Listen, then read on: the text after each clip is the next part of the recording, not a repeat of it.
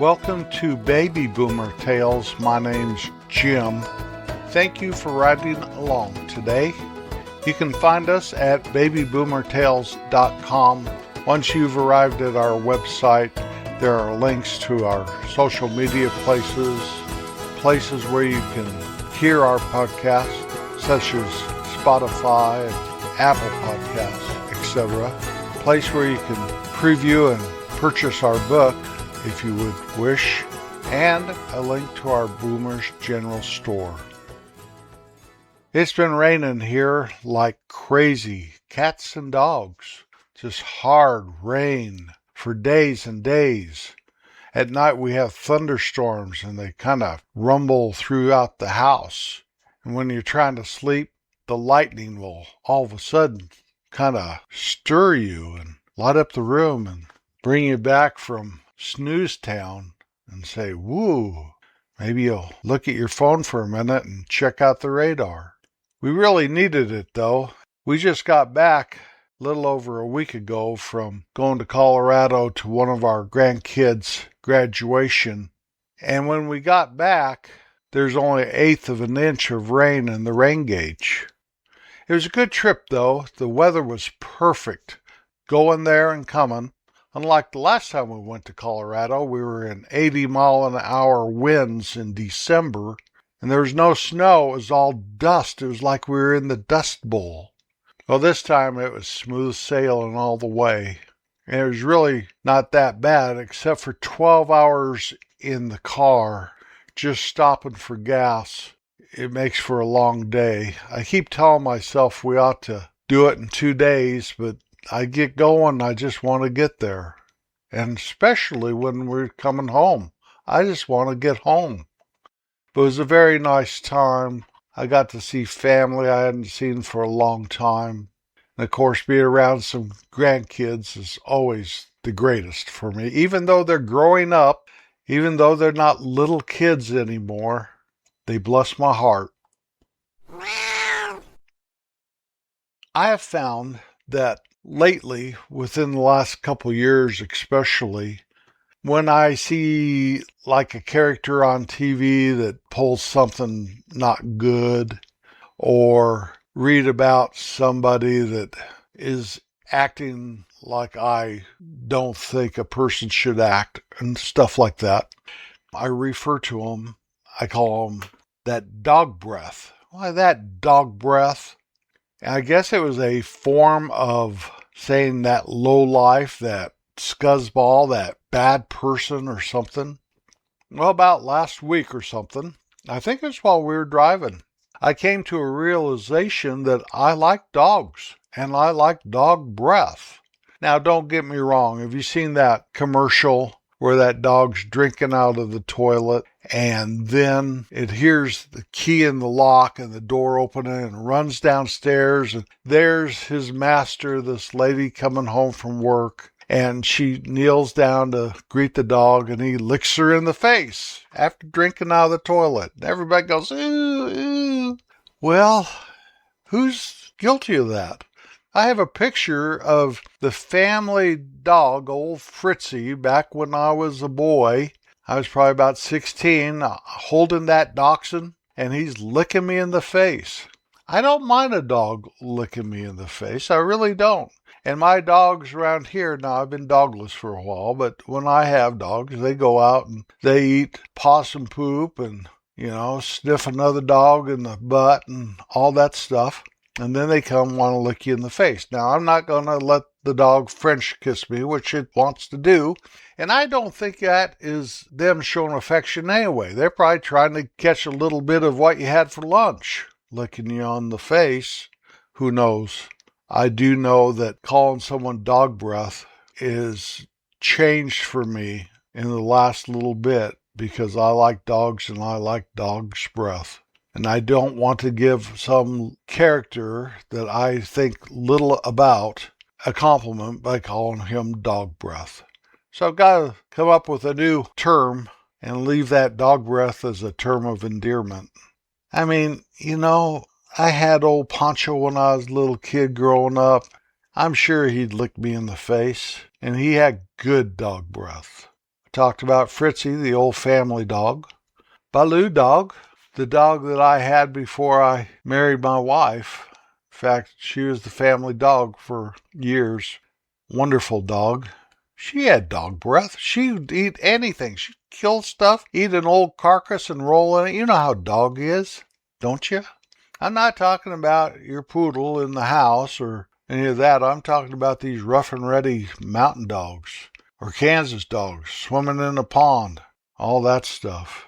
Eating an old dead fish and then rolling on it and then peeing right by it to mark its territory. You know how a dog is. Maxie was a wonderful dog, my last dog I had. But I had Sandy when I first moved here, and she had dog breath. What a great dog she was.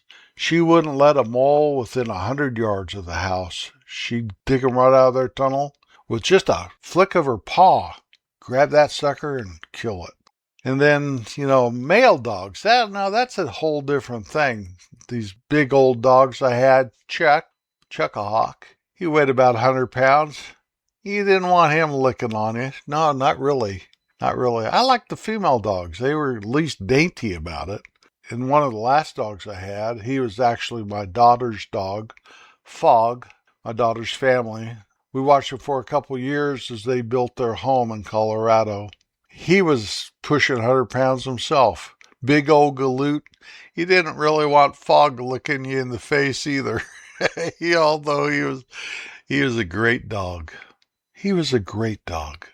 Oh well, that's not what I came here for today, but I did want to clarify this dog breath. No more will I give a bad guy the compliment of dog breath. What I want to talk with you about today is my top 10 songs. Now this changes, and this is not to be mistaken with my 29 all-time favorite music songs. What am I on? Volume 7 or something?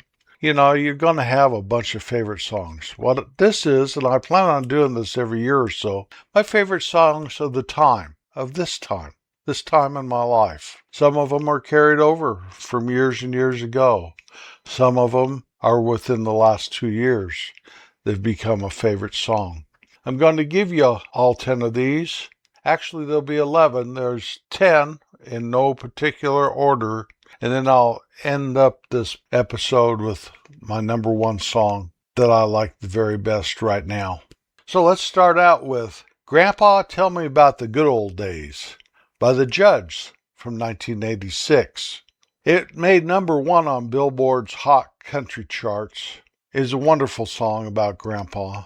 Grandpa, take me back to yesterday, when the line between right and wrong didn't seem so hazy.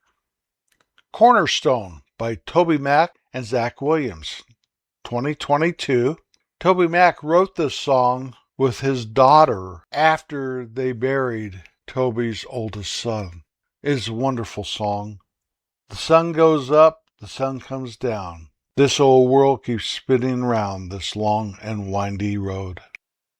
The next song has always been one of my very favorites, In My Life by the Beatles, written by Lennon and McCartney, of course. It's from 1965. It is number 23 on Rolling Stone's 500 Greatest Songs. But of all these friends and lovers, there is no one compares with you. Our Town by Iris DeMent, released in 1992. She wrote it years before while driving through a boarded-up Midwestern town, and she just wrote it right on the spot. It's a wonderful song. And the sun's setting fast, and just like they say, nothing good ever lasts. It makes me think of my hometown, although my hometown went through a different type of transformation than turning into a ghost town. It is booming and you wouldn't even recognize it. And that makes me just as sad. It does. It makes me just as sad. Long May You Run by the Stills Young Band, 1976. This was after Crosby, Stills, Nash & Young disbanded, and Stephen Stills and Neil Young made this album. Neil Young wrote it, and I always thought it was about his pickup truck. We've been through some things together, with trunks of memories still to come. Well, I found out later it's about his hearse that he drove. Hippies back in the day would drive hearses around instead of a car or truck. Thank goodness I never had one of those. I've been partial to pickup trucks, and so I sing this song to my truck. Long May You Run. It's got about 250,000 miles on it now. I've always run my trucks till really they're just old and gray. Different Drum, written by Michael Nesmith, sang by Linda Ronstadt while she was with the Stone Ponies in 1967. It made number 13 on Billboard's Hot 100. This has been a wonderful song, and the Monkees actually sang it on one of their shows. Nesmith was a member of the Monkees, if you remember that. But Linda Ronstadt, one of my very favorite female artists. We'll both live a lot longer if you live without me. In Spite of Ourselves. It's a song off the same named album from 1999 by John Prine. It's a duet with Iris DeMent. Now, the album was an album full of duets that Prine did with female artists. Emmylou Harris, Trisha Yearwood, Iris DeMent, and others. It's about this old couple, growing older together, being married. I take it they're married, but they've been together for a very long time. She's my baby and I'm her honey. I'm never gonna let her go. Amarillo by Morning, written in 1973 and recorded in 73 by Terry Stafford. My version that I really like is by George Strait from 1982. It made number 4 on the Hot Country Songs charts. It is one of those high, lonesome country songs. Perhaps my favorite country song of all time. Lost my wife and a girlfriend somewhere along the way. The Bellamy Brothers sang Old Hippie, 1985. Made number 2 on Billboard's Hot Country Singles. It's about this guy that, as he grew up and graduated from high school, all of a sudden found himself in Vietnam, came home and tried to adjust to everything. He's just an old hippie now. Should he hold on to the old? Should he grab on to the new? I relate with this song big time. Big time. I don't know why. Seeing My Father in Me, 1999 by Paul Overstreet. Made number 2 on the U.S. country charts. They played this song at my father's funeral. I had never heard it before. The night before the funeral, they played the music that would be at that service the next day. I've always held this song dear in my heart, right there along with my dad. Yeah, I'm seeing my father in me. I guess that's how it's meant to be. That's 10 of them. Like I said, my top 10 has 11. I couldn't do away with one of those. And my number 1 song is To Know Me by Lauren Daigle from 2023. To know me, you would have to know my friend. I have no requests for after I pass this world, except for one. And that is, if my family and loved ones have some sort of service for me, be it a funeral or memorial service or what, that they play this song. It's my only request. I mean, I've got a will and all that stuff. I ought to write it on a piece of paper and stick it in there with that will. Maybe someone would honor it then. Who knows? Who really knows? If you like our podcast, all I ask is that you share it. And just like that number 1 song that I was talking about, it has a line in it that says, time slips by in the blink of an eye. So always be kind. We're all running out of time. And that is not a bad thing. My friends, that is not a bad thing. Enjoy your life and all you've been blessed with. Even if you don't think you have been. Look back and examine it. You may surprise yourself. I'll be back next Wednesday. Peace out.